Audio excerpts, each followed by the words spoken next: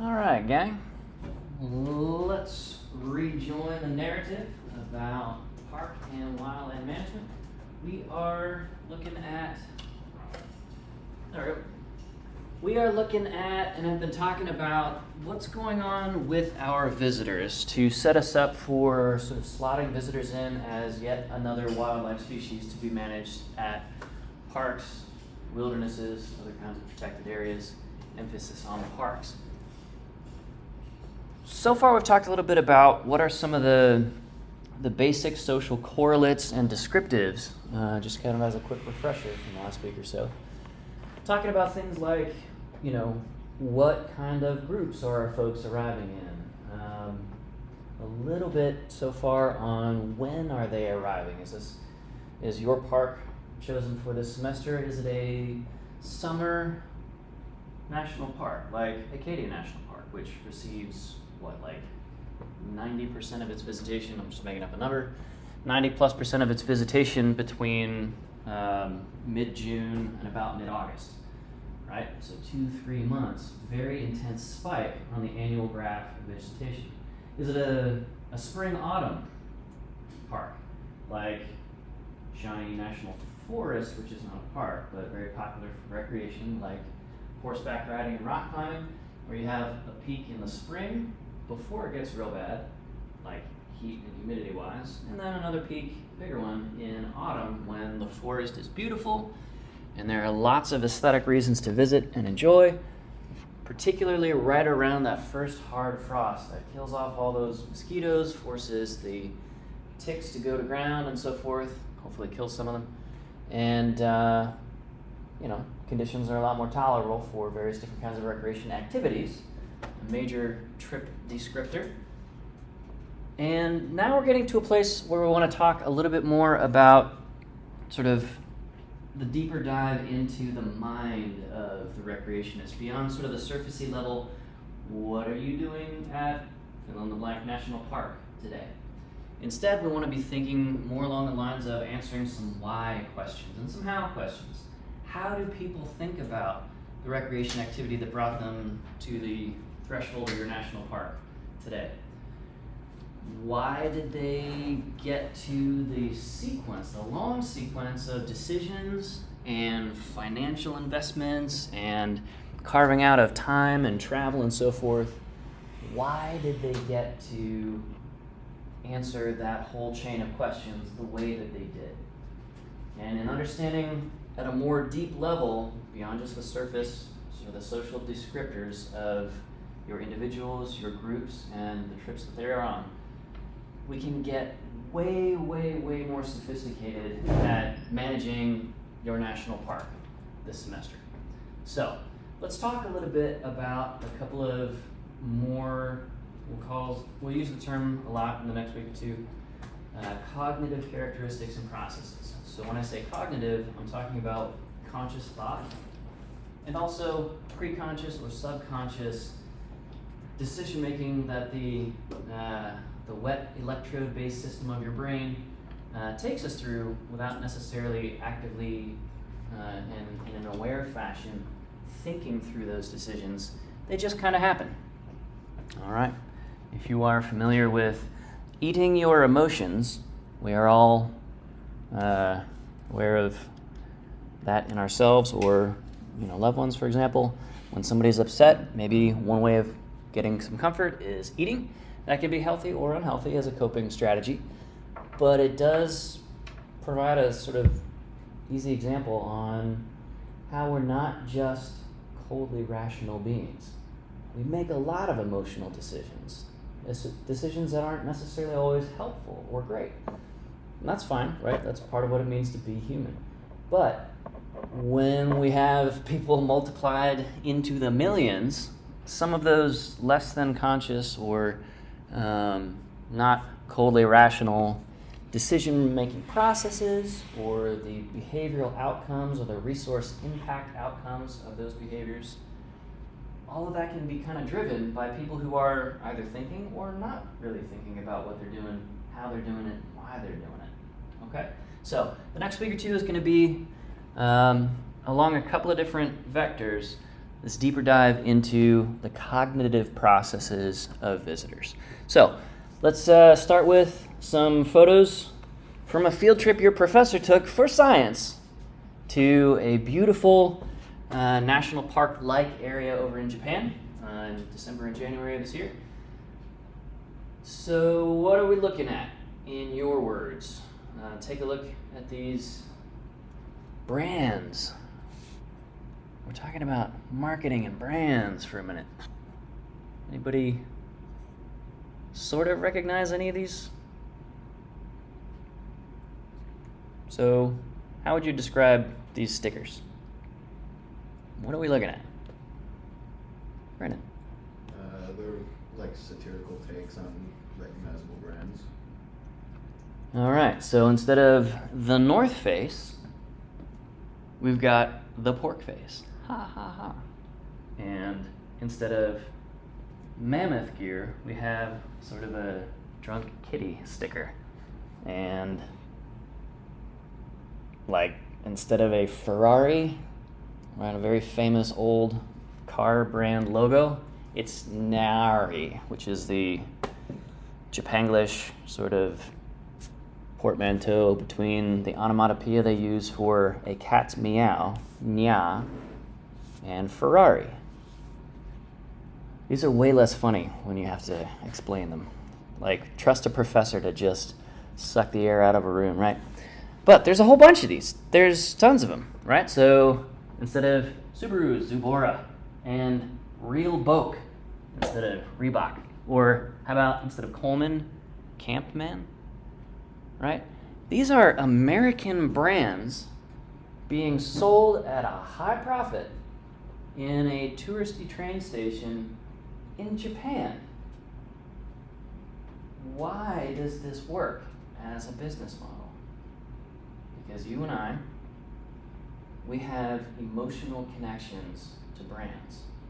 The whole field of marketing is designed to extract money from you based on emotional connections that you have to a brand that doesn't know that you exist as an individual. A brand is purely just a conceptual thing. It doesn't live, it doesn't think, it doesn't process, it cannot have relationships. And yet we throw our money at brands. And they might be big international corporate brands or parodies of those. They might be the brand of a super DIY hardcore show, right? So we make decisions on an emotional basis. Let's kind of take some more examples of this idea. All right, so what is this parodying? This red square? Uniqlo? Okay. This is bizarre. All right. How about instead of Starbucks, we have Star and Mountain, Mount Fuji, or the dog face? Because people like dogs.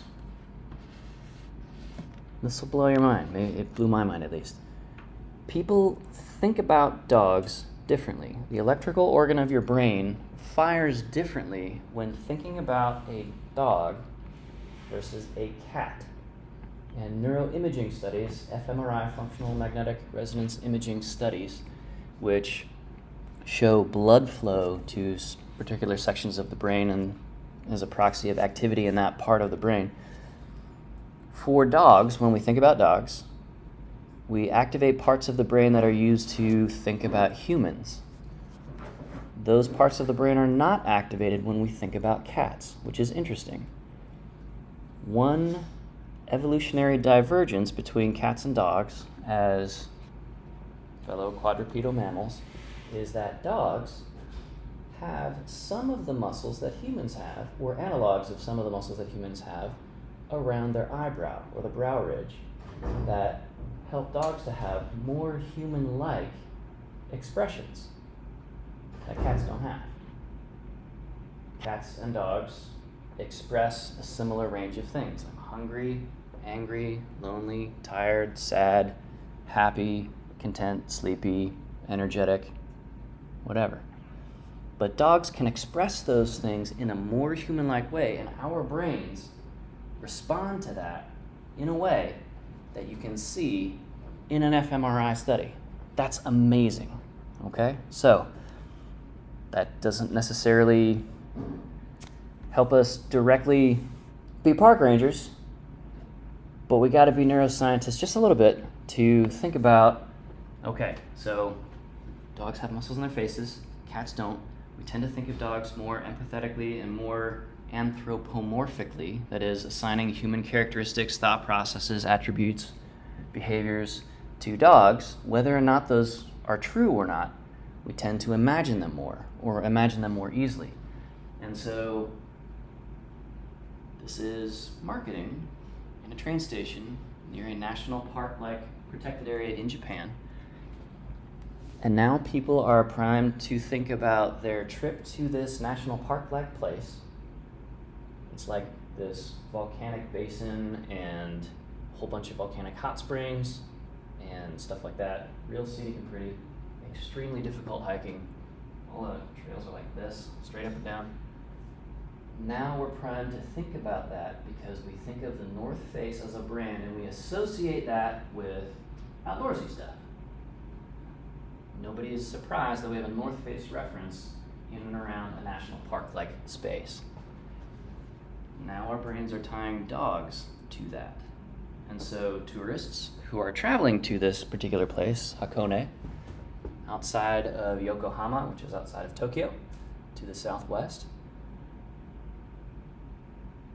now we have probably, I haven't done this study, but I'm like 90% confident, we're going to have more people bringing their pets on their hikes versus not seeing messaging like this. This is called, in our field, I'm going to borrow from behavioral psychology.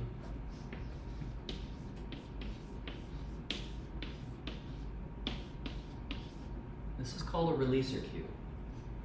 Okay? Now, a releaser cue is not good or bad. It is just a psychological trigger. If A, then B. I see a picture of a dog. I have warm feelings about dogs. I make a decision to not leave my dog at the Airbnb, but bring it with us on that hike that day. Releaser cues are extremely, extremely powerful.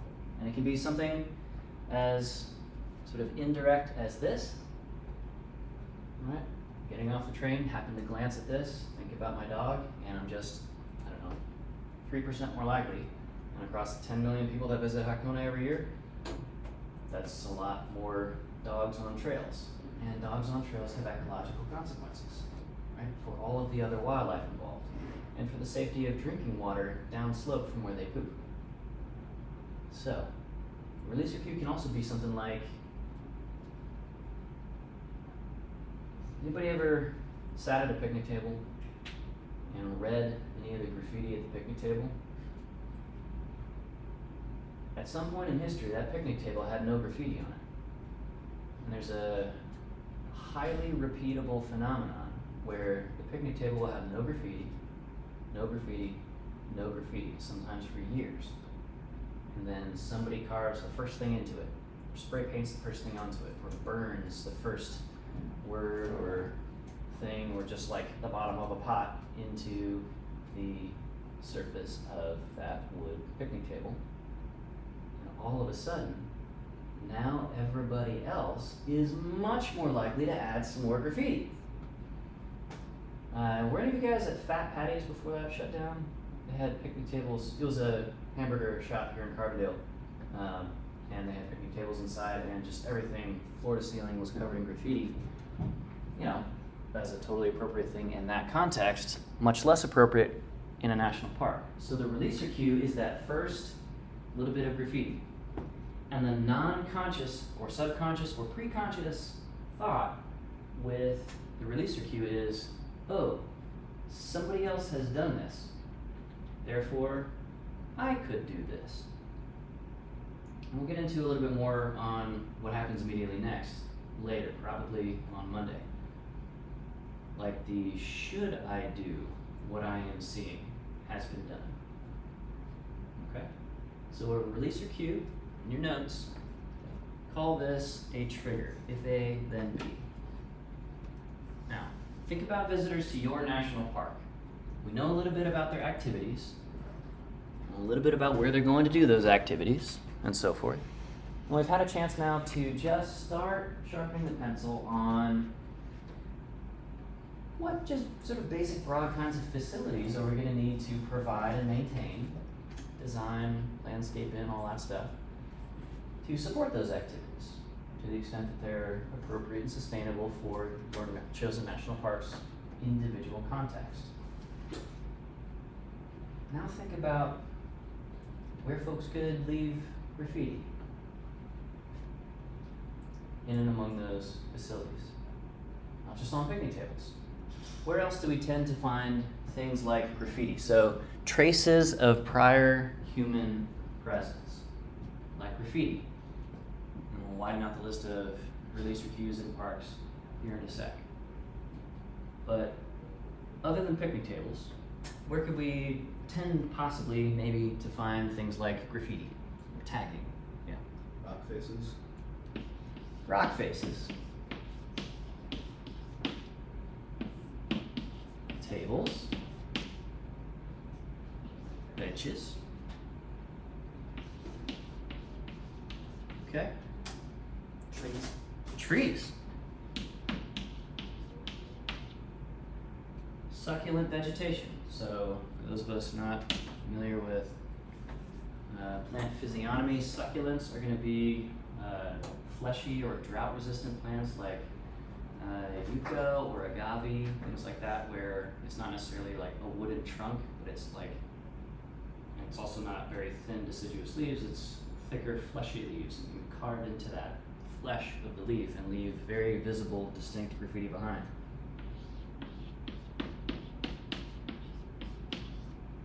Okay.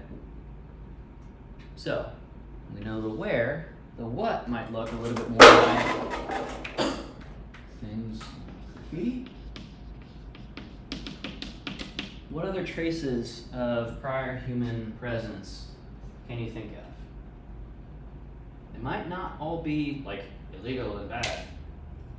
Maybe if not all graffiti is bad, but some in a national park could be kind of bad. Fire pits. Okay.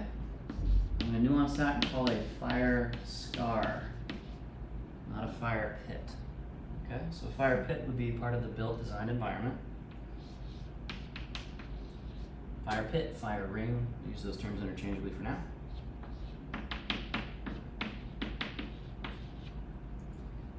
Okay. What about, really just in the past 20 years or so, stickers? Have you guys ever been walking down the strip in Carbondale and find like a utility box, like an electrical enclosure, just covered in stickers? Okay.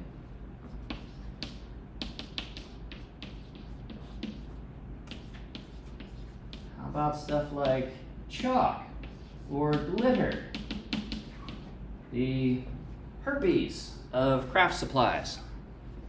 All right? Everybody suffers, and it's impossible to get rid of. Anything else you can think of? Other evidences of prior human occupation?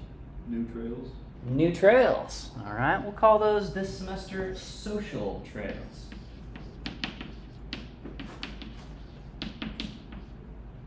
What else? This is a good list. Keep going. It might kind of fall into trails, but like compacted soil areas. Similar. Okay. So soil compaction or erosion or both together, which is called subsidence. Great. Anything else? A couple of big ones we haven't touched on yet, but we'll see some more of those throughout the semester. Yeah. Maybe like Confetti. All right. I'm going to put that with chalk and glitter. You got it. You're absolutely right. Confetti. For a long time, or maybe just intensively lately, we've had a lot of gender reveal parties in parks and forests. Tend to have a lot of confetti or tannerite or Roman candles, whatever. Just litter. Glitter, you got it? Okay, what else?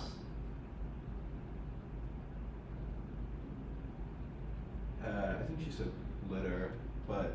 Oh, sorry, litter, not glitter? Yeah. I misheard you, I'm old and tired, so. Yeah, Yeah, alright, so because I was gonna say like old food containers. food wrappers.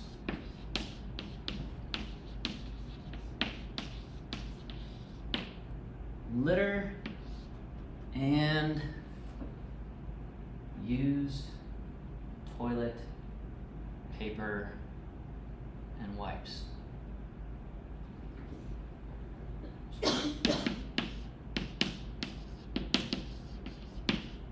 Okay. So our list to the left here is what that releaser cue can take the physical manifestation of. Our list on the right here is where the releaser cue is likely to be found. And collectively, the fire pit, fire ring, the benches, the tables, not so much the rock faces or the vegetation, but anything in the built environment, this semester we're going to call that architecture.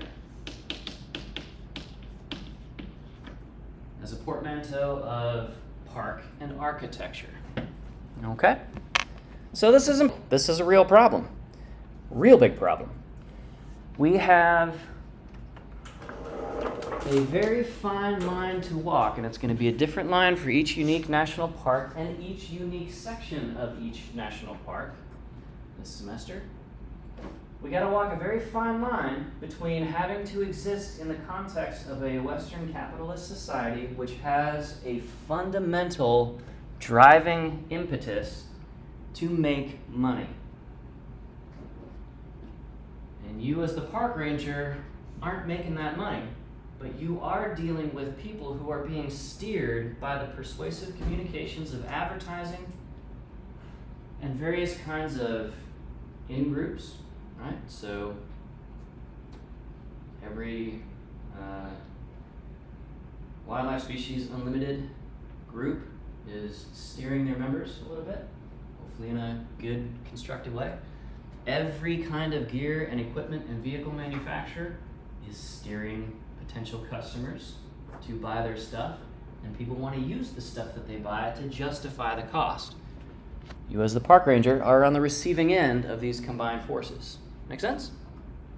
All right, so we want to understand how these mental processes work so that you can understand what to expect downstream of them, right? So people get marketed about Yeti coolers, and in the next year or 2 or 5, we see more people bringing more beer further into wild places because they can keep it colder longer. The inevitable march of technological improvement, right? We were so busy asking if we could. People without an economic stake in it didn't want to ask if we should. Okay? So, we have a lot of the stuff to deal with. Let's talk about a couple of forces wrapped up in these things. The European mind cannot comprehend this. So, has anybody ever been to a monster truck show? Or a funny car race? Or anything like that? Okay, just describe for posterity, you know, as they say in the old Princess Bride movie, you know, what's the vibe at a monster truck show? It's usually loud. Loud. Like how loud are we talking? Like really loud. Like a lot of really kids loud. have to wear like ear protection stuff. Yeah, hitting 120 decibels is kind of a disappointingly weak sauce thing in an indoor arena, right? 120 decibels is definitely on OSHA's radar, Occupational Safety and Health Administration, in terms of lifetime exposure to damaging noise, right? But after you lose your hearing, it doesn't hurt to go to the show anymore, right? Like, we fixed the glitch, right? Okay, so part of what makes forest and outdoor recreation fun, part of what makes it desirable as a thing to do, to carve out time and money and space and focus and energy for, is the sensorium of it.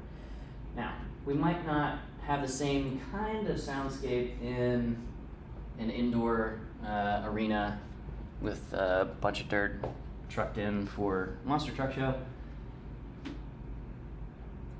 but we are there to hear sounds nonetheless. Okay? So the European mind can't comprehend this, but maybe we can.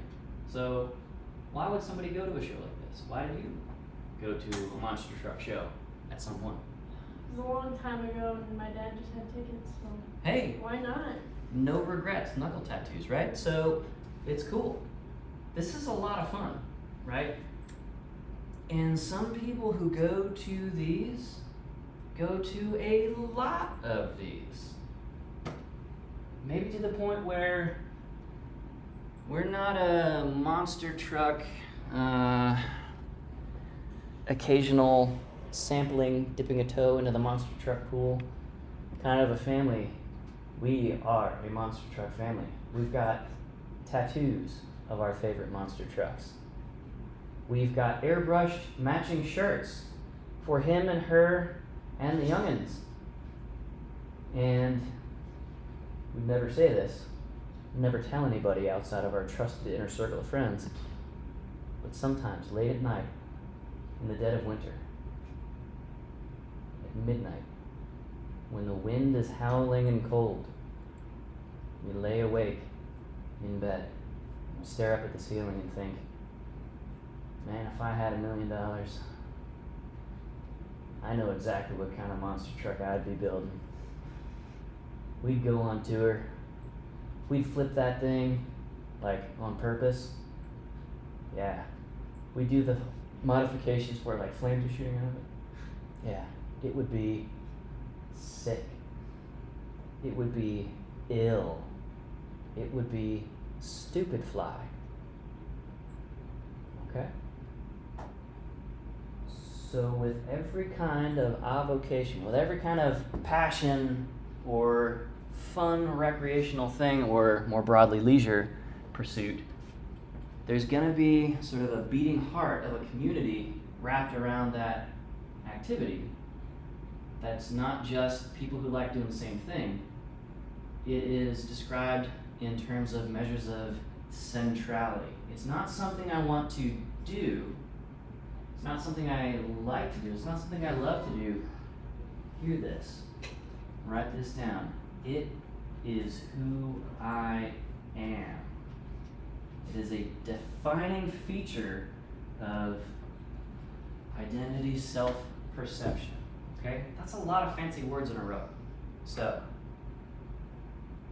any of you guys, gals, have any friends who are just absolute diehard fans of something that might describe themselves in terms of that thing? Cubs fans? Any Green Bay Packers fans will go out and literally freeze to death because part of that whole vibe and culture is to go to the games without your shirt on and drink lots of alcohol, which dilates superficial veins and arteries and causes tremendous heat loss in negative wind chills in the stadiums during the winter. Like, people are dying for their fandoms. That's wild. And it's also totally understandable, right? Everybody wants to be a part of something, somewhere. Recently in pop psychology, the term tribes made the rounds. Everybody's part of a tribe. Whether it's something that you do proudly, you let your freak flag fly, and you are a diehard member of such and such community, or if it's something that you would never tell anybody in the forestry program that is in your cohort, like your classmates and stuff like that, but like late at night you're on Discord every night, like a part of those chat rooms and stuff like that, getting radicalized into, you know, whatever group that is. Okay, That's a thing. And that's a totally understandable, normal thing to be passionate about stuff. It's part of what makes us us. Okay? So, the key term here is, again, centrality. Now, to the extent that activity is the focus, or the community around the activity and being embedded in that part in the community, being seen as knowledgeable in that community or highly experienced or skilled in that community is a big deal, right? Brands often seek out members of those communities at that level to provide things like sponsorships, right? World-class rock climbers, for example, it's a pretty expensive lifestyle to go around, even just living the dirtbag climber lifestyle and living in Camp 4 in Yosemite, 2 months out of the year, to climb world-class climbing pitches on El Cap and so forth. El Capitan is one of the big rock faces in Yosemite Valley. And brands can associate positive feelings in the rest of the community with bright and shining stars, the Alex Honnold of various communities. Alex Honnold is a free solo rock climber, climbing things like El Capitan in Yosemite without any ropes or harness, anything like that. It's called free soloing. So it can all sort of feed off of itself and become this more and bigger thing, right? So new entrants to the climbing community who have spent a single day on a rock wall, maybe for the first time ever, they go over to Shawnee Trails, a local equipment purveyor here in Carbondale, and they see Rock and Ice magazine, and they think, oh, well, that's interesting for the first time.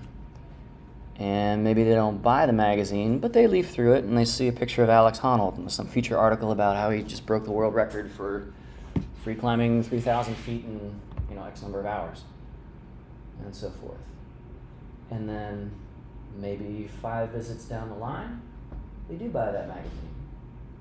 And then 20 more visits down the line, they, bless you, buy a harness and ropes and anchors, clips, stick clips, and gree-grees, and come-alongs, and controlled rate descenders, and all of the stuff. And they start moving up in that intensity of centrality. Okay? So it's sometimes like go rock climbing versus I am a climber. You see how the verb is different? It's a verb of action versus a verb of existence. To be versus going to do the thing. All right, cool. Any questions about centrality? Can any of you think, and is anybody willing to volunteer, any aspect of your life that you see or hold as central? And it doesn't necessarily have to be a forced or outdoor recreation thing. It could be an issue of faith and spirituality, right? Some people describe themselves as, I am a follower of so-and-so, or this group, or that pantheon. Okay? It could be something like, I am a family person, and my family part unit is central to my life. Maximum value and importance. And I wrap other stuff around that. Other people are, I am a die-hard cheesehead, right? The Green Bay Packers fans, and so on and so forth. Anybody think of any high centrality concepts in your own life that you care to share with the class? Well, I mean, my relationship with my wife is very important to me, so I guess I could say the family aspect that you brought up. Like and subscribe. I'm the same way. All right. Cool. To the extent that we have any of these things, any of these activities, these communities, where it's the activity or the brand or the life way, the style, the mood, the vibe, we would call that the leisure social world. Excuse me. Okay, the LSW, leisure social world of that particular visitor to your park. So if you are aware of Jeepers, people who like Jeeping, inside of that broad community we have Jeepers with so-called garage queen Jeeps that rarely, if ever, have any mud splashed on the quarter panels because it's just their daily driver and they like the idea of jeeping and off-roading and stuff like that. And so they can be a member of that community by doing in-group things like lining their dashboard with rubber ducks of varying colors and sizes. They're like Funko Pops, but ducks, and specifically only for Jeeps. And don't put anything else on your dashboard like that if you're not in a Jeep, right? There's also the Jeep Wave. Is anybody familiar with the Jeep Wave? All right. So 10 or 15 years ago, there was a meme going around where if two Jeepers passed each other going opposite directions on the road, they would always wave to each other. And like, if you drive a Toyota Corolla, sorry, you're not a part of that in-group, don't try. Don't try. Don't be that person, right? A leisure social world. All these little weird customs and signalments, gestures that we send to each other. Motorcycle riders, especially those that ride in clubs, have for years, decades, had the low wave, right? Just stick out an arm low to say hi to folks riding also on motorcycles the other way. That is not typically a sport bike thing, but more of like a Harley Davidson cruiser style in culture signalment. All right. So as a park ranger, you want to run through your list of who are my visitors, and in terms of the different activities at my national park, what kinds of leisure social worlds or in-groups or subcultures am I hosting, essentially? If I got a whole bunch of Jeepers, folks who like Jeeping and off-roading and wall crawling, which is a very specific form of off-roading where you get vertical and flip your Jeep and then everybody kind of laughs and, you know, the next Jeep with the cut along comes over and flips you back over and, you know, keep on going. If you have a whole bunch of Jeep folks at your national park and you have big open areas that look like they'd be a lot of fun for off-roading, we need to be aware of the idea that Jeep culture involves off-roading. In fact, these folks love to spend lots and lots of money for aftermarket modifications to raise the suspension, to provide hydraulic articulation of individual wheels, to widen out and get the Jeep real squatty so it can hug the rock as it crawls over it. Each wheel independently articulated, like just crazy stuff. Really impressive stuff. And not good or bad stuff, just really intensive stuff that may or may not be compatible with the ecosystems you're trying to protect. And if it is compatible, okay, maybe we can think about hosting some of this stuff. If not, probably not in a national park, but in a nearby national recreation area. Yeah, let's get a lot of Jeeping going on in that place next door to the national park and alleviate that pressure, that desire, that motivation to do it inside the park. I would love to go off-roading in like a super tricked out, like an actual Humvee, not like the H3 fake, like Freedom Truck or whatever it is. Like, that would be amazing. That would be the trip of a lifetime. But I also know as a recreation ecologist, that would destroy for centuries the soil structure in the places that we go. That's just kind of the reality of that much torque versus that thin and fragile and slow recovering of a soil. Montane soils are tough, okay? Or not very tough, that's the problem. All right, so leisure social worlds, centrality.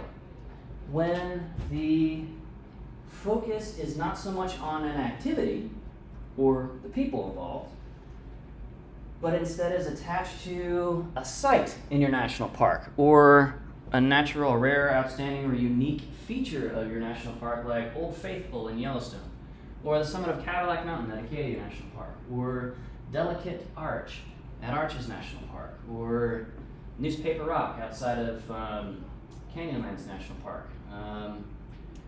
Where else? What are some of the other national parks we have here this semester?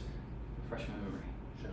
Shenandoah National Park. All right, so Big Meadows, the Big Meadows of the Big Meadows area, the Appalachian Bald Complex at Shenandoah National Park. When the focus, the intensity, that centrality is attached to a location instead of an activity, Now, locations typically have a short list of associated activities with them. Like at Old Faithful, one of the activities is walking, and not horseback riding, and not jeeping, and not skydiving. Like, you walk out to the geyser, you watch it pop every 92 minutes, whatever it is, and then you walk back, the other way. But activity and place are not the same thing. One generally implies the other. When we are focused on intensely held values, central values attached to a place, we can flip over into an entire management structure or thought pattern called place-based recreation, where there is no substitute for that place. And you see a lot of postcards about that site at your park. You see a lot of, anybody got national park passport stamps? Ever been to a national park? Yeah, me too. All right, fill out that little book. Awesome. That's a wonderful little keepsake. The individual stamps typically have icon site images depicted in the center of that, and like the day's date, around the edge or whatever. So place attachment is a thing. Place bonding is a thing. Place attachment and place bonding are two very overlapping concepts, basically boiling down to the sense of, okay, if you're managing Shenandoah National Park, and as a consequence of that, you're managing the summit of Old Rag Mountain and the hikes out to it, you're managing the Big Meadows Visitor Center and the Meadows Complex area, the big campground attached to Big Meadows, called Big Meadows Campground, and so on and so forth. People have very specific preconceived notions about what that place is. How many of us have actually been to Old Faithful? Okay, 3 out of everybody. How many of us can picture Old Faithful? Almost everybody, right? It's just big, great blue Mustine water, right? And occasionally people's laundry blasting out of it. They don't do that anymore, but they used to. Anyway, so because more of us can picture Old Faithful or every other icon site, Big Meadows, whatever, than have actually been there, we have a preconceived notion of what we're gonna find when we get there after a long journey. Dangers untold and trials unnumbered. And what if the reality of Old Faithful doesn't match that preconceived notion, that expectation? People are attached to the place, in that case, in that example, even before they've been there. Now, think about somebody who's been to your national park, and specifically one of those icon sites, whatever that might be for your national park. They've been to it 50 times over 75 years of life. They have a very highly informed expectation of what they're going to find when they're there. Now, what if something like the pandemic happens and visitation levels change quite a lot? Up or down? We got both with the pandemic. First down as the park shut down, and then multiples beyond what was normal for any of these places after the pandemic with revenge tourism. When you have place attachment in some of your visitors, and you will, nobody's coming to national parks totally a blank slate, unaware or unsure what to expect. Okay? Place attachment, place bonding are a thing. And it's been managed, and their expectations have been fitted to, adjusted to that management, and either the external context changes, like visitation drops or spikes, like something like the pandemic, or just management policy changes. Like, for example, at Old Faithful, there was just sort of a muddy walk out to it for a very long time. And then they put in wood plank boardwalking, and then they expanded that quite a bit, and then they added some buildings nearby and so forth. Like, it's all built up, it's a whole thing, as the youth say these days. Now, right? But if you were there 50 years ago, on your first trip, and you're now 75 years old, been there 50 times, and there's now a boardwalk, and there's thousands of people there each time it pops off during the day, and there are buildings nearby, and there can be up to a couple of hours of traffic congestion to reach that spot on a really bad day. How happy are you going to be? Like, if Old Faithful is part of what defines your sense of self, it's where you proposed to your partner.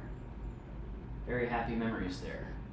A lifetime of family trips, bringing your kids after bringing just you two as a couple, bringing some friends a couple of years, bringing your kids' kids after a while. Remember, in our example, this person's 75 years old, been here 50 times. And you, the National Park Service, change something drastically about that, maybe to reduce visitor impacts, because you have to, right?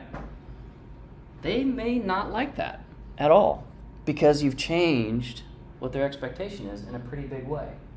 And so, as a result, because of people's strongly held beliefs, place attachment, place bonding are beliefs. They believe that this place should be managed according to XYZ, or should not feature XYZ management. Okay? So,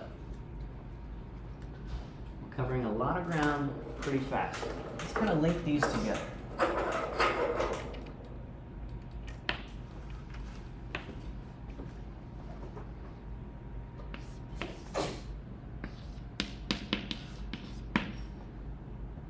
We've got a place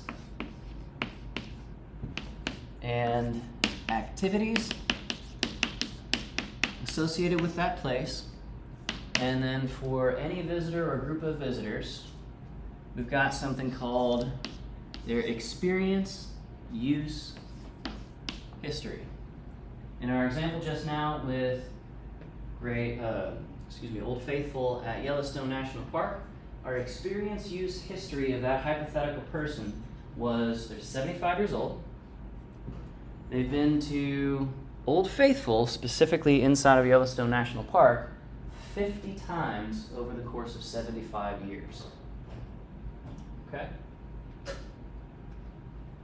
As a result of the combination of that place and the activities that you, the ranger, allow and encourage at that place, or discourage and disallow, and the activities that they came to do that they want to do, right? And hopefully there's a lot of overlap there between your idea and their ideas of the activities present, and their past visitation history. They form a whole bunch of beliefs, all right? The key word for understanding how to define a belief in the hearts and minds of your visitors, literally in their hearts and minds, right?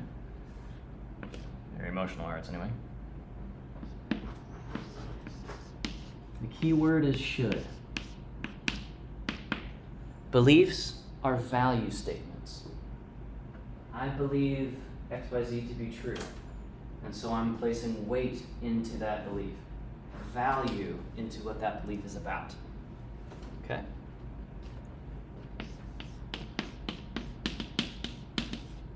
In the minds of your visitors, we need to think about beliefs as a function of place, activities, and experience, use, history. Attitudes and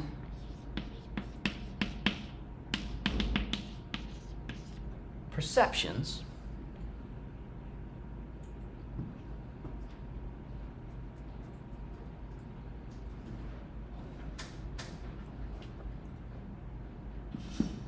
So, I am somebody who values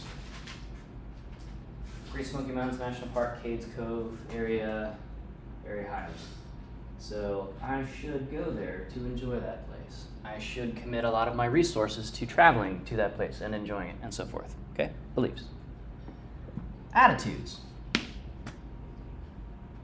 Attitudes are how hot or how cold you feel about, or how your visitors feel about any particular issue that is associated with your park and your management of that park. Okay? So, the National Park Service is dumber than a bag of hammers, couldn't fight their way out of a white paper bag. That's an attitude, right? Or the National Park Service is, man, they hand us an amazing trip. I haven't had a bad time at Canyonlands National Park ever in my life. And I came pretty close to expiring from running out of water there a couple of times, but man, it's not for lack of trying on the National Park Service's part. They had backcountry rangers checking in on us twice a day. Attitudes. XYZ is good. XYZ is bad. Perceptions? Perceptions are exactly that.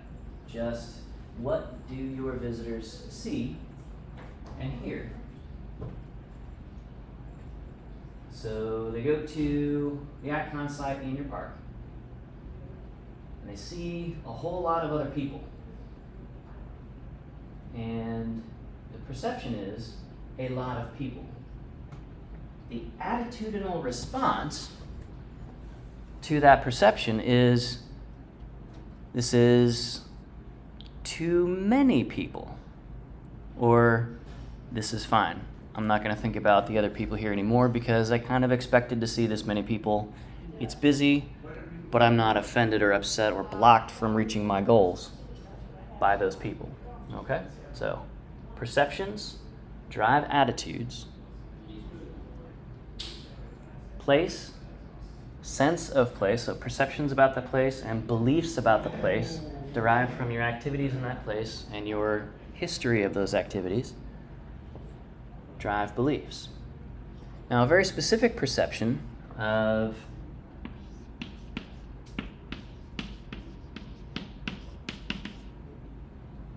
that we need to pay a lot of attention to on a per visitor group basis, so pretty individualized here, is going to be perceived behavioral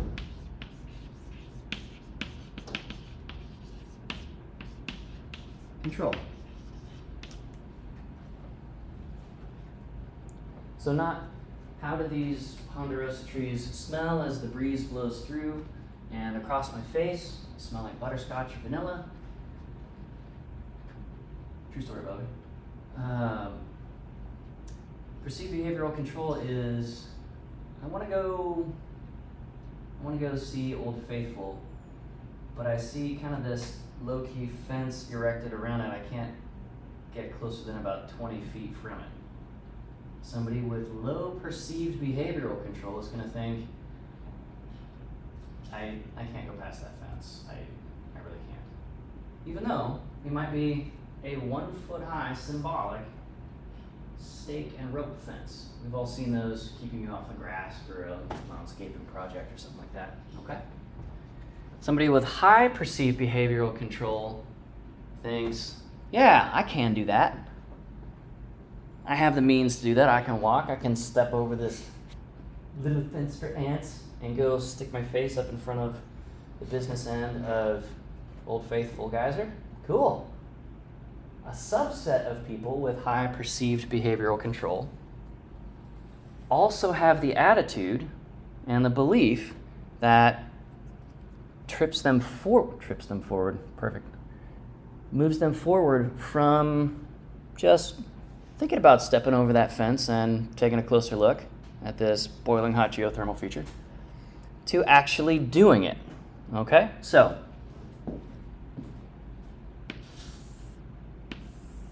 in the grand flow chart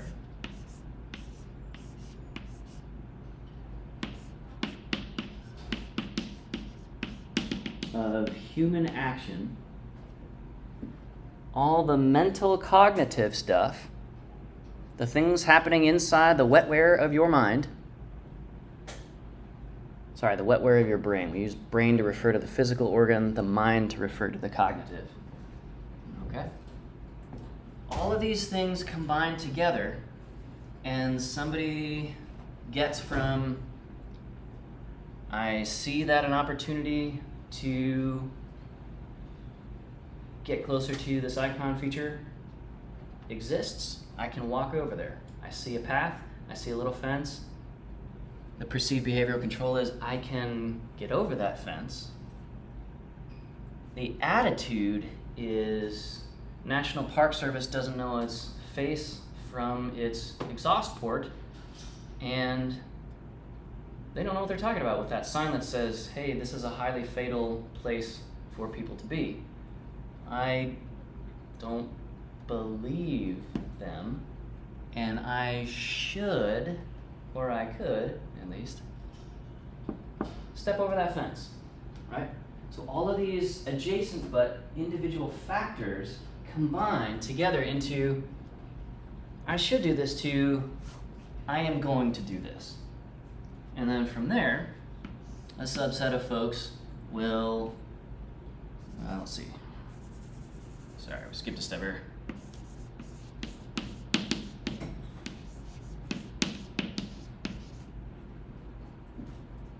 Motivation takes it from it exists, I can do it, I should do it, I'm able to do it, to this is worthy of me actually doing. So motivation, then to intention.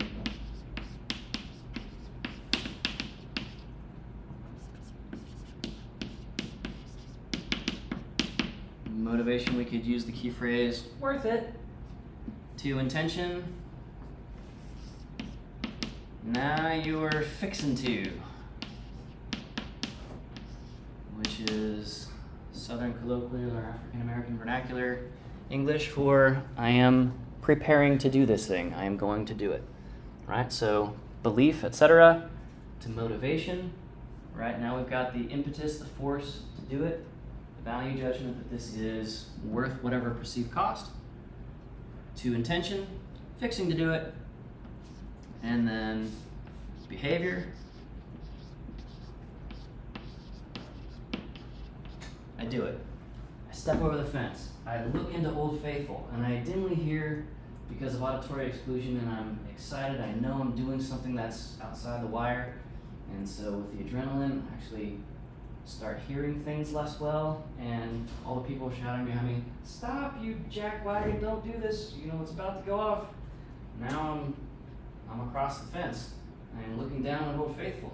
I'm hearing gurgling noises coming up and wondering what that could mean. Then we get the behavior, and finally, outcomes and impacts.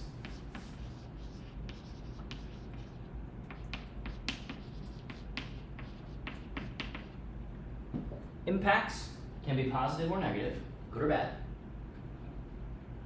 based on your perspective and mission and role. So, when we step on hot, saturated, muddy soils, hydric soils around a wet geothermal feature, right?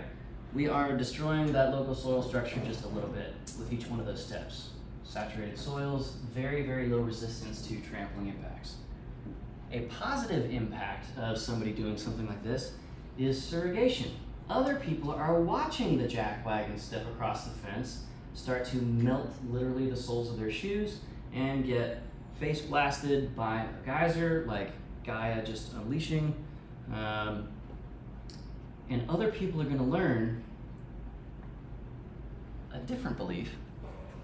Maybe I should not do this. Or maybe they read the sign and have the belief of the National Park Service does know what they're talking about. I'm going to stay well back and just let that guy do that guy. Okay? So, this whole flow right here from belief, attitude, perception, and perceived behavioral control out through outcomes and impacts, where if the visitor survives the event in this decision-making chain, they evaluate that outcome. Did I satisfy the expectation and the motivation that I formulated to do this thing. And this all feeds back into, how do I perceive that went? Did I get what I came for? Did I get it the way that I thought I would? Did I get more or less than I thought I would? Were there side effects, unintended consequences, right? All this stuff feeds back through perception into belief, form attitudes, and now this person is going to make a better informed decision, maybe the same decision reinforced, or a different decision, so not reinforced, the next day of their trip. Maybe they go back to Old Faithful and look at it again, just for good measure. Or maybe they think, that was the dumbest thing I've ever done. I'm just gonna, hang back at the hospital while they amputate my feet. Okay, so perceived behavioral control, formally speaking, also informs intention and expression of behavior, but to keep our conceptual map sort of clean and straightforward, we have the cognitive factors forming motivation, which forms intention, forms behavior in some cases, and then we deal with the side effects, the outcomes, the impacts of it as rangers, and the person does as well. Okay? Cool. All right. This whole thing, we refer to this as the theory of planned behavior. It's about a 30-year-old behavioral, psychological, and social theory that's been tested in something like 40 or 50,000 different academic studies. This one is one of the most well-studied human phenomena in existence. This is a pretty well-tested model, okay? So we use this a lot in trying to figure out how are we going to prepare to respond to the small fraction of people who are gonna have the particular cocktail of desires, that is, beliefs, attitudes, perceptions, perceived behavioral control. How can we modify their perceived behavioral control to keep them safer? How can we shape their attitudes, maybe with messaging or signage that influences their attitudes or beliefs, saying, hey, yeah, you sure could go out there, but you might not want to, and here are some descriptive reasons why. Or separately, on a sign, the same sign in the same place, we could say something not descriptive, like, you could do this is what might happen. We could put a big skull and crossbones on there and say, people who go beyond this sign are gonna die. This is a legitimate question for Yellowstone National Park, and they've run a number of studies on how do we communicate to people, hey, these things are really dangerous. Like if you fall in some of these geothermal pools, the only thing that's not gonna get dissolved by that hot mineral acid are like the vulcanized rubber of the bottoms of your shoes. That's it. It's gonna destroy your wallet and dissolve the plastic of your credit cards and your bones and your teeth, and you're gonna be gone in a matter of hours. This is not hyperbole. This happens every year, every couple of years over there, right? Somebody gets drunk in the middle of the night, falls in, and they find like a shoe sole or like a tooth filling or something like that. And that's about it, okay? So we use this, we ask ourselves, okay, what's my list of activities? And therefore, what are the people and degree of place attachment in those people? What's kind of my cocktail, what's my array, what's my spectrum of visitors? What kinds of beliefs and attitudes and perceptions and so forth can we work with as rangers to shape it? We can directly force a change in perceived behavioral control by putting up not just a little stake and rope fence, but like a big chain link fence. And that's gonna be pretty effective at modifying people's perceived behavioral control. A lot fewer people are gonna climb a chain link fence with those sharp, twisted wire tops than cross nothing or cross a low symbolic stake and rope fence. But the attitude towards that particular decision is, for you, the ranger, that's going to be unpopular. People don't want to go to look at Old Faithful through a chain link fence. That's not aesthetic. It's not part of the life way of the dirt worshipping, tree hugging park visitor, right? It's not acceptable park architecture. All right, let's take a quick break. We're kind of close to the top of the hour. And get some water. Use the restroom. Stretch your legs. Get your circulation going. Get the peristaltic action of your lymphatic system pumping again. Yeah. Reinflate your gray matter of your brain with water. Get back to it.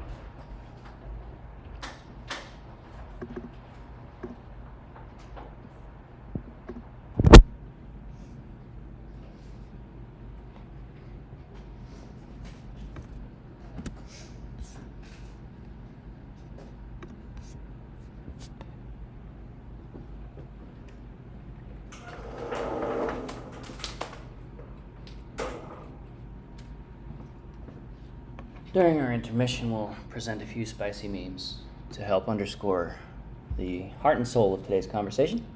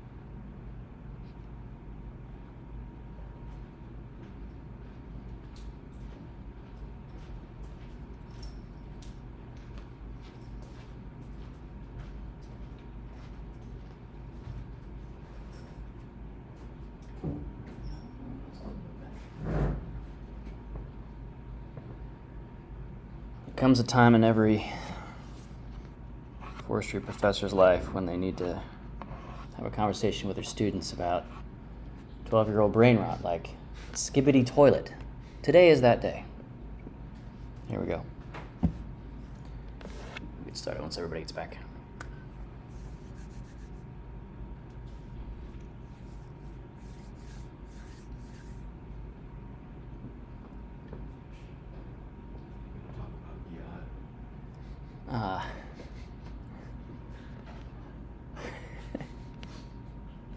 I should not.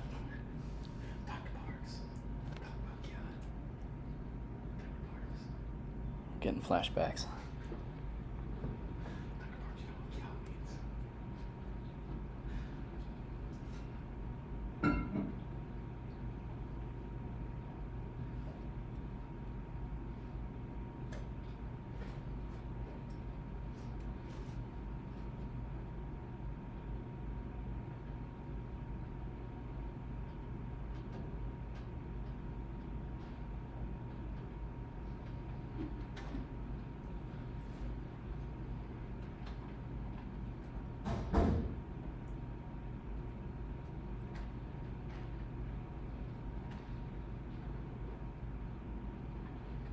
All right, so let's get rolling here.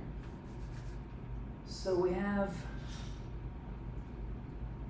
a rapid evolution of language and semaphore, that is the signaling embedded in language between generations. And this has accelerated greatly, of course, with the advent of electronic internetworked communications. So, as if you were going to explain this to like a slightly older, out of touch uncle, what is the figure in the top panel of this two-part fine art illustration doing? What is the posture or pose adopted herein associated with?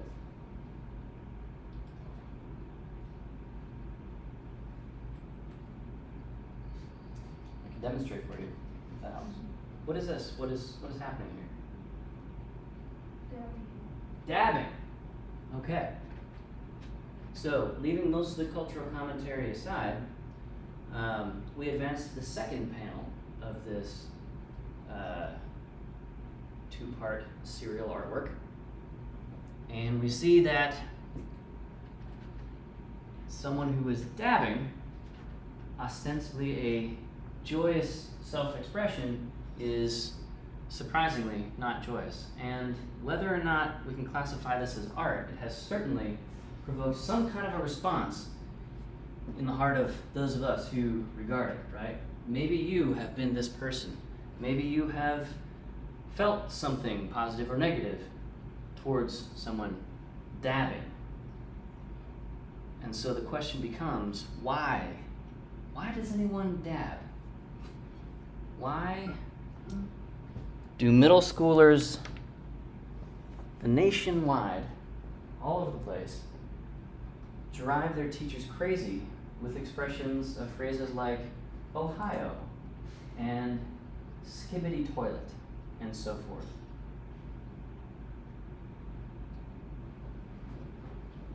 We say things, we do things, according to a theoretician named Kohlberg, along the lines of, we think we're going to get a particular desirable response from other people or ourselves, and so we undertake behaviors or we say things, we dab,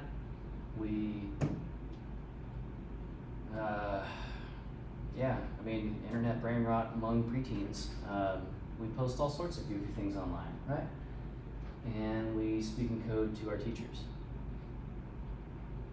Because we think that we are going to be evaluated positively by those whom we ascribe importance.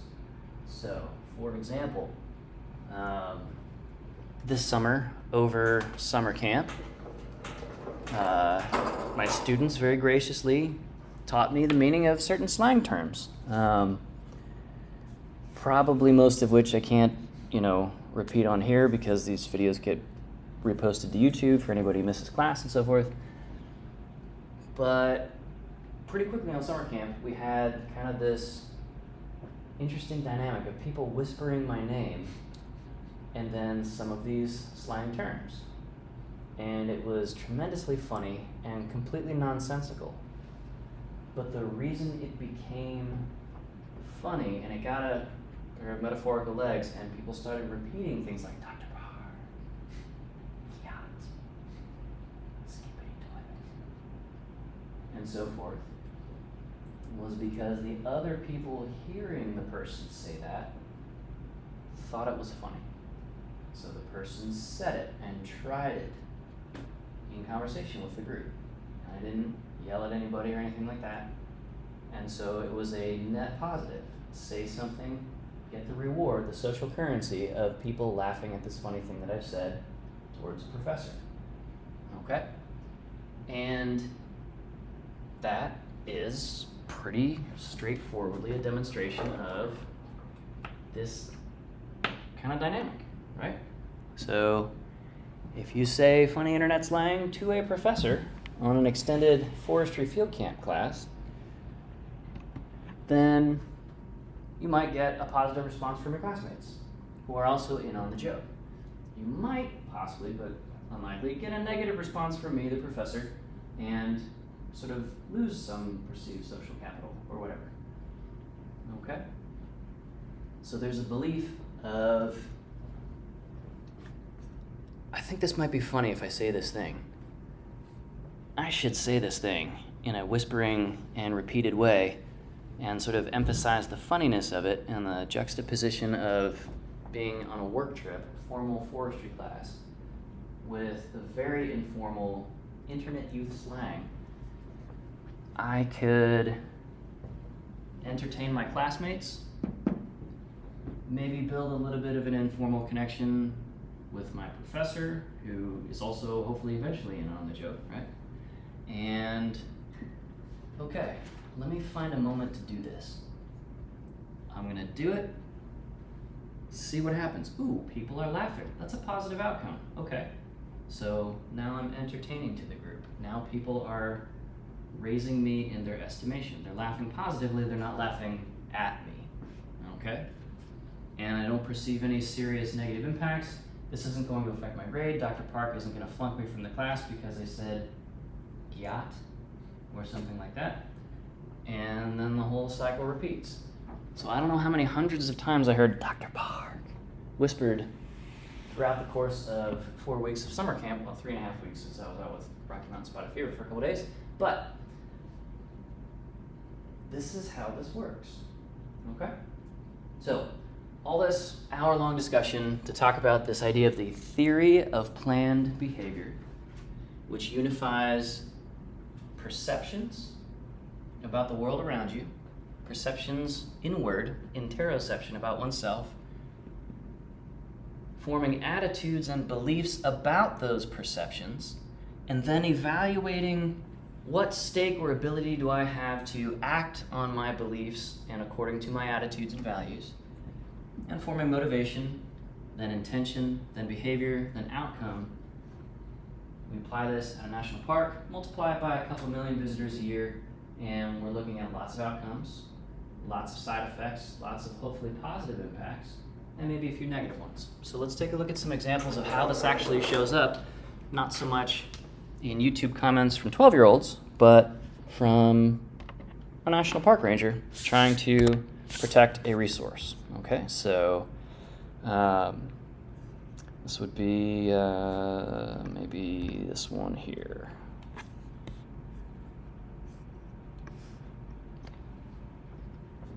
This is a sandstone sign that had to be CNC machined or laser ablation, blasted with a laser at very high energy to carve out those letters, not just paint on, and then installed. So that's thousands and thousands and thousands of dollars. These are really, really expensive to generate and install and maintain in particular. Okay? So, every word, every letter on this sign, the font, the color, the size, the kerning, so the spacing of the letters, the alignment of the letters within the words, all of it is gone through under a microscope to make this absolutely as effective as possible. The National Park Service routinely spends hundreds of thousands of dollars to millions of dollars to research groups to figure out how can we squeeze 3% more effectiveness out of this, okay? Because if we get 1% more effective messaging given to 1 million visitors, gosh, that's a lot of people.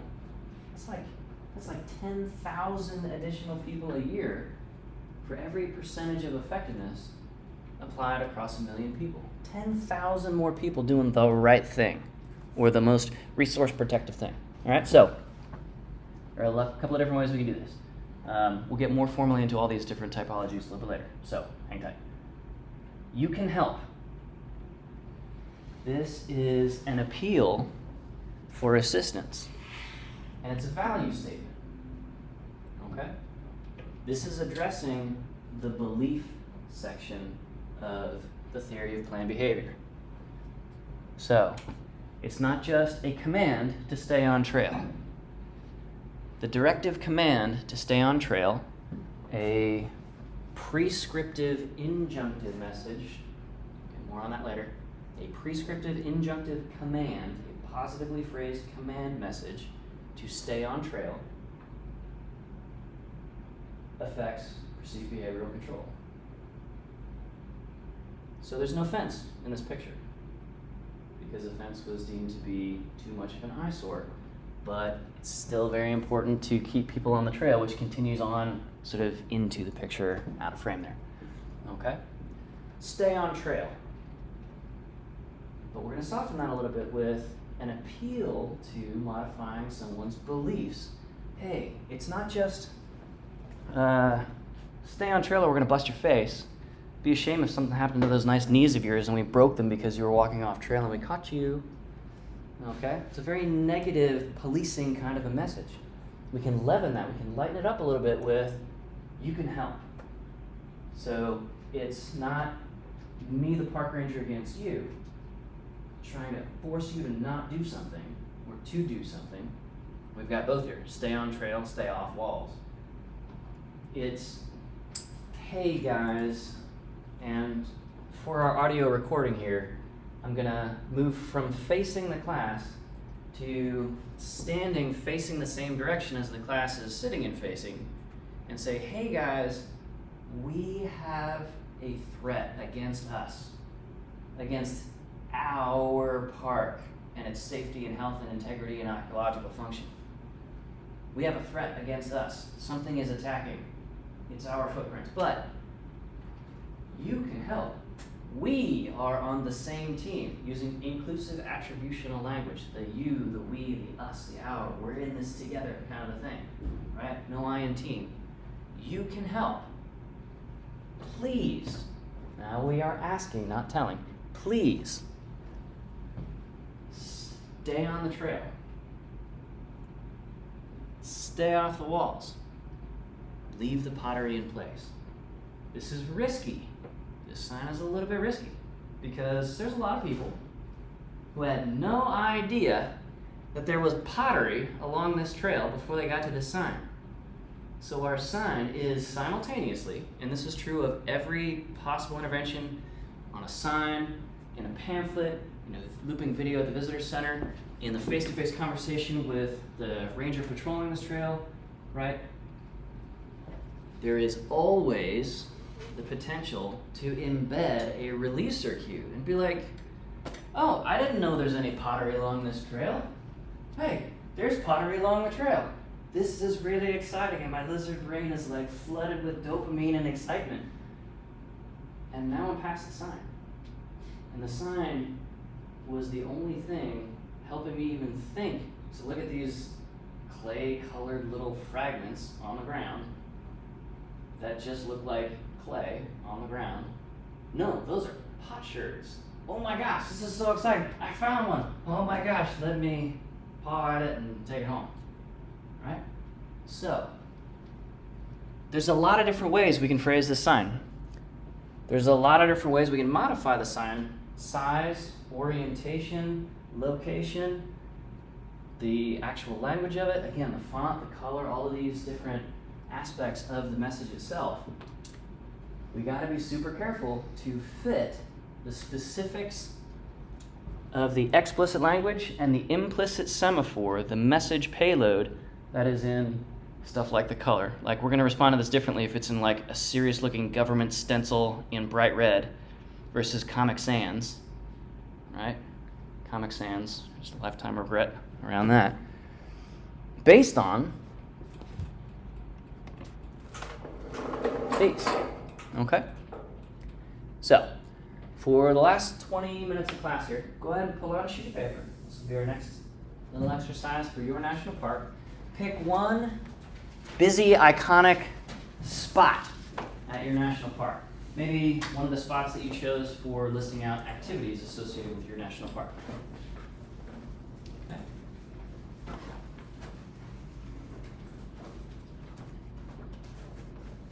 So on the first line of your fresh sheet of paper, write site, and then name the site. So again, our example all class long has been either Big Meadows at Shenandoah National Park or Old Faithful Geyser at Yellowstone National Park.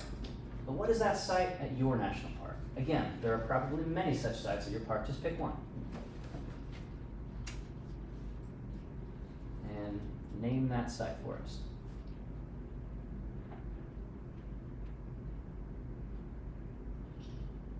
Skip a line, and then on line 3, write activity, colon, and just pick one activity associated with that particular site. It might just be as simple as walking, or picnicking, or specific in advance as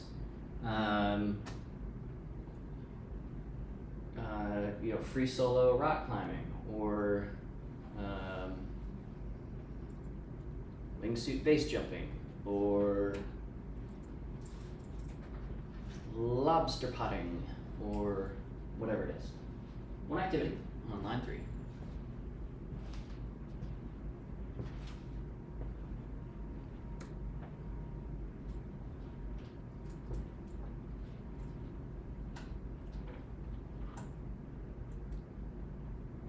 Skip it on the line. On line 5, write belief, colon. We'll fill in the rest in a bit. Skip a line. Line 7, attitude, or attitudes. Skip a line. Line 9, write perceptions, colon. And skip a line. Line 11, perceived behavioral control. So we're just going to contextualize this very, very general, applicable across most human behavior to a much more specific place and activity and so forth. All right? Cool.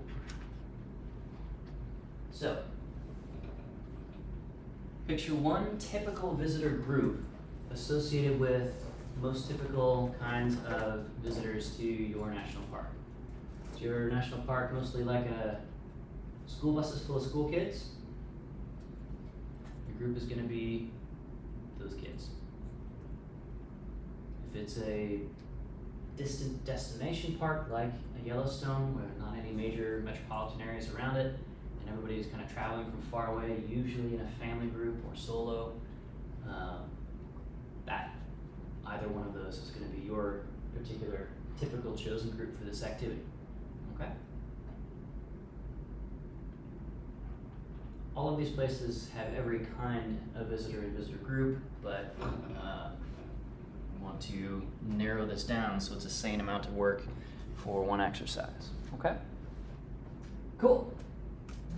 All right, so in your mind's eye, picture that group and give them a little bit of a biography. Is this group's first time there? If it's a bunch of school kids on a field trip, probably. If this is a family trip to Yellowstone, Probably, but not absolutely. There are a lot of people that go back to the same parks over and over and over for good reason, right? These are amazing places. So imagine, is this a family group that's, it's their first time there, they're juggling a couple of young kids, they're kind of maxed out, or is this a couple that's, been to the park many, many times, and they do or do not have kids with them, they do or do not have family pets with them, dog or cat on a leash, or lead, or on harness, or off harness, but for your professor's sanity, please imagine them on leash.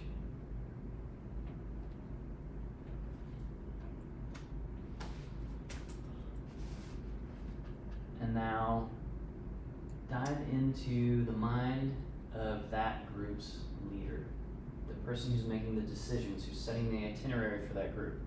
So if you're picturing a family group, probably mom or dad.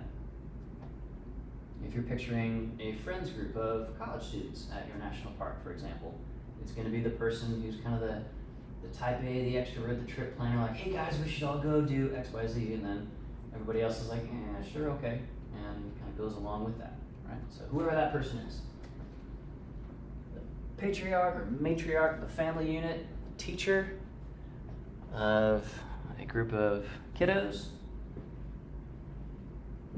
the higher social status person in a peer group, whatever, all right? So let's now fill in these 4 upstream criteria for that one person in that one group at that one place. What might be this person's, usually we want to start with perceptions. What do they perceive to be this site about? What do they think, what do you think a normal person thinks about what is the right thing to do or what can be done at Old Faithful? Or whatever your icon set is. Delicate Arch. Or what have you.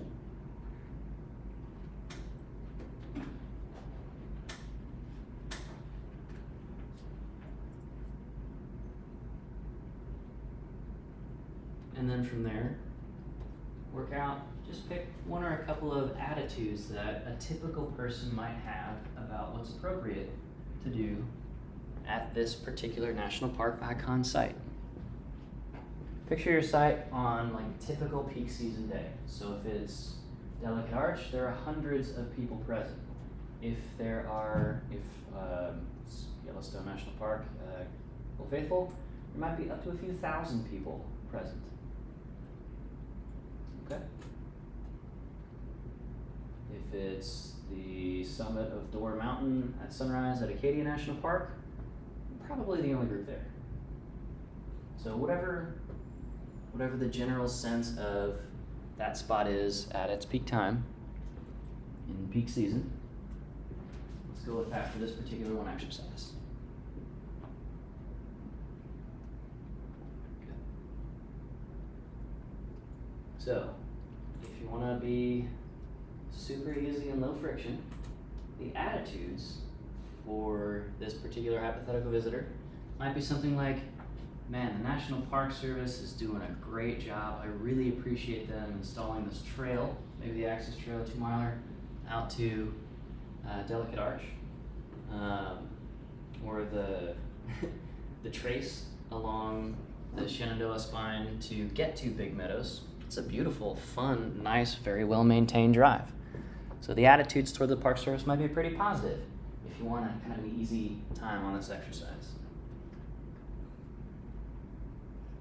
Or the attitudes might be, if you prefer a little bit more spice in your life, man, if not for the National Park Service, I could actually enjoy this place. Like, I could have a good time, but we've already sank a bunch of money and just frustration and permits. I had to get a lottery ticket to even get my ticket to drive up to this mountaintop. Or we tried to enter the park late last night, but the gate was locked. We had to find a motel, and I'm pissed, right? Those are all attitudes about the National Park Service and how they're managing this site. And they might be fair, they might be wildly unfair. They might be true, they might be totally untrue from the perspective of the National Park Service. Right? true from a certain perspective, just like the Sith. Okay?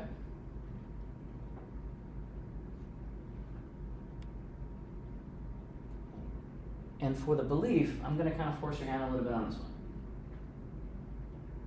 For the belief, so that we can work the downstream on the model, let's go ahead and say, I should experience this icon site closer than everybody else. For whatever reason, this person has that particular sense. Maybe they're just feeling super entitled. Maybe they're just feeling extremely emotionally fragile and they just really need this to work out for them right now, and don't I deserve whatever, right? Could be a million different things. Could be totally relatable, could be just absolutely inscrutable. Doesn't matter. Okay. And for perceived behavioral control, similar.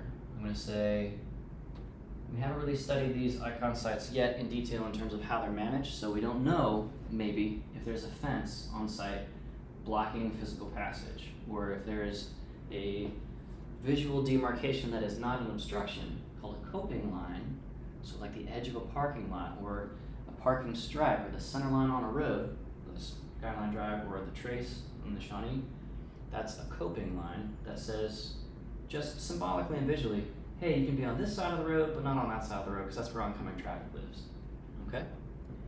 We're not at that level of detail on these sites yet in terms of familiarity, so let's just assume for this that just like with the belief set, this person should do this, this is a good idea for whatever reason, their perceived behavioral control is high. They feel like they can do this if they decide to. They have control over themselves, they're not being tightly managed by the Park Service in terms of their behavioral expression. Okay? Cool. So, take a look at those 4 things. After you have a chance to kind of write like a couple of phrases, maybe a sentence for each one of those 4. Perceptions, attitudes, beliefs, and perceived behavioral control. You know where we're going next. Formulate a motivation. A brief statement of, it's worth it that I, what is the intended or motivated behavior of this hypothetical person in this group at your site.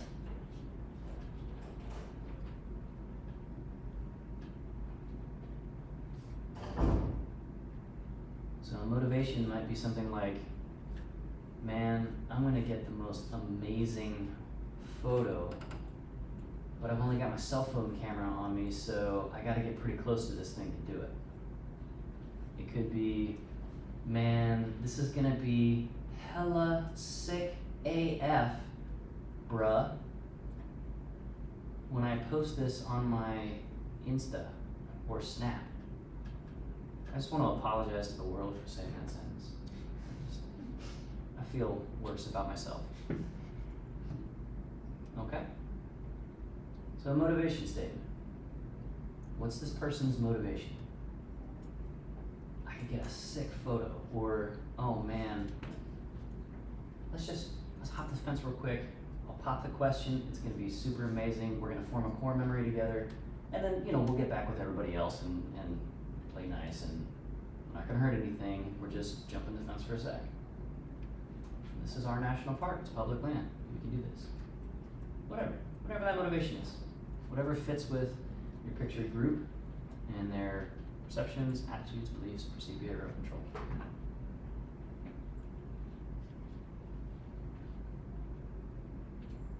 Once we've got the motivation set, and we are assuming that there is high perceived behavioral control inside that visitor, the intention is pretty well set for you, so no need to worry about that one, just make a note that it's there.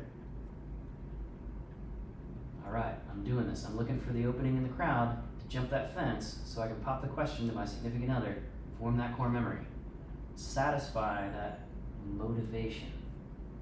I'm looking for the opportunity now.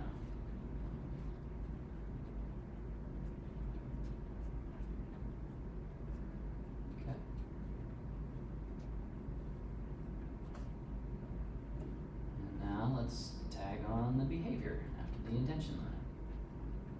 what do they do? Just describe their actions in place. They jump the fence, they get down on one knee, pop the question, take a happy tear-filled selfie of two, jump back over the fence. Or they climb up the side of Delicate Arch because they really like bouldering, and their friend takes a photo from the far side of the bowl at Delicate Arch, and it looks sick. Yeah, you full sent that. That was not Ohio whatsoever. Okay. So, just in objective terms, what's the short sequence of behaviors? Jump the fence, pop the question, took a photo, walk back. Whatever it is.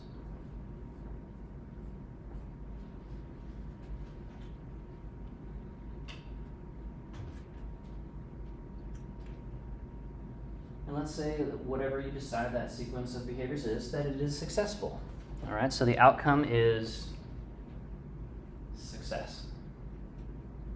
Their motivation is satisfied. We check the box on that idea. Whether or not it was a good idea, there's a sense of I had control over myself in this situation and I made the thing happen.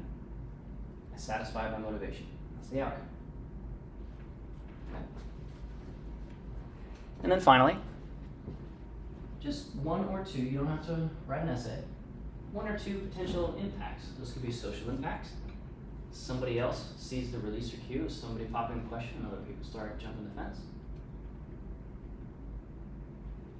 Or graffitiing, or climbing on Delicate Arch, or whatever it is. It could be there happened to be wildlife nearby, and now those wildlife are displaced. They can't be there when humans are in close proximity doing unintelligible things like social media.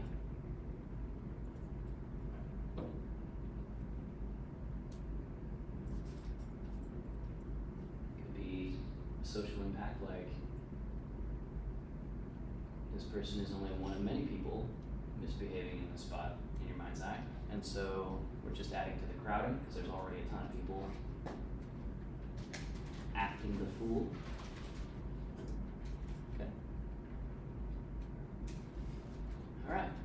So in our last few minutes here, I'd like to hear from you guys. What are a couple of your senses of this? Somebody just take us through in 30 seconds, soup to nuts, start to finish. Start with perceptions, take us all the way through outcomes and impacts. There are no wrong answers with this. Don't feel any pressure to get this exactly right. We're still just getting to know these national parks. We're in, our third week of classes, not a big deal. So, any volunteers? All right, what do you think? You want me to start with perceptions? Uh-huh. So I did the waterfall for El Yunque, and the activity is swimming. Okay. Waterfall at El Yunque, and people are swimming. At the base of the waterfall or at the top? At the base. But Okay. Other pools. All right. And I said, for perceptions, there's like a satisfactory small pool at the beginning, but desired paths lead further up. So it's like intriguing. Okay, so desire path, another term for social trail this semester. We'll see both. All right, there's about a dozen names for informal trails. So, yeah. People's choice paths, incidentally, is another name for them. And then the attitude of put like ambitious thoughts can drive a person up further for like more secluded pools or less people. Yeah, like the riffraff street rats, we don't buy that, as Aladdin once sang. Let's go find a less crowded pool a little bit further up. Okay. And the path is there. Let's do it. Sounds good. All right. Beliefs. I said that they can just believe that they can hike up further. Okay. Yeah. I know to put for that one. Or they Yeah. should. Like, why not? Yeah. Don't I deserve? Okay. That's absolutely a valid and very common thought process. All right. Perceived behavioral control, we said is high for everybody. Motivation. It's worth it to head up and carve out a little bit of more personal space in this public area. All right. cool. So the intention is preparing to do that. What was the actual behavior in your mind's eye? They take the path, and then what? Reach a more secluded area of water, or Okay. just personal enjoyment, or, yeah, just less people, less crowding. That sounds nice, doesn't it? Like, fewer other filthy plebs dirtying up my pool, right? The way that we speak to ourselves reveals a lot about our beliefs. Okay, cool. So, that's the behavior. What's the outcome? What's the impact or impacts? Outcome for like the person individually, just like satisfaction, Okay. and then impacts maybe like more trail damage, cause, as you're coming down, you're like, oh, keep going, there's like a pool up there, and everyone's like, okay, so they just keep going, or like more people go up. So it's like an active releaser cue of this person saying, hey, I was just up here and it's even better. Y'all should try this out. And then some other group agrees with that and passes that person as they're coming back. Okay, yeah, that absolutely happens. I've seen that happen at a bunch of national parks and so forth. All right, so we've got about 30 seconds left. Just to recap, we have connected a whole bunch of dots today, right? Talking about releaser cues, where they happen, what the releaser cue can take the physical manifestation or shape of, like toilet paper, litter, or litter. Sorry, I didn't hear you the first time. And then we started to locate those releaser cues into a much more organized and actionable framework of theory called the theory of planned behavior, which unites our beliefs, attitudes, perceptions, our perceived behavioral control. These four form motivation, which forms intention, which leads to behavior, and the behavior causes good or bad outcomes, good or bad impacts.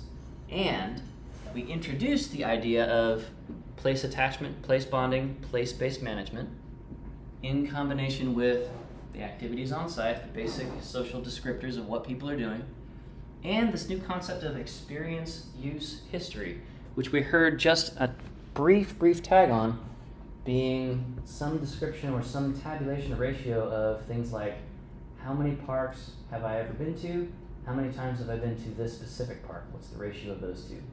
Okay, so more on that stuff on Monday. Hopefully you had a good Labor Day weekend. See you next time.